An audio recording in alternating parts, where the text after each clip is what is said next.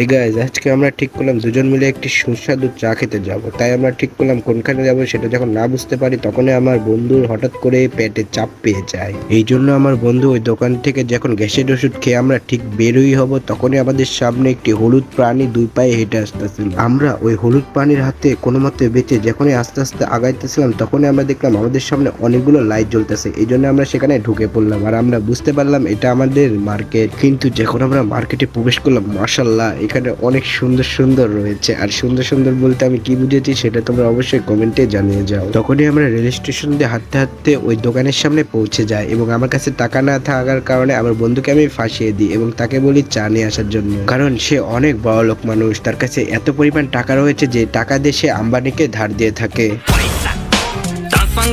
আমরা যখন চা খেতে খেতে আস্তে আস্তে স্টেশনের উপর দিয়ে হাঁটতেছিলাম তখনই আমাদের সামনে হলুদ আলো একটি জ্বলে ওঠে। আমরা মনে করি এটা কি, পরে আমরা বুঝতে পারলাম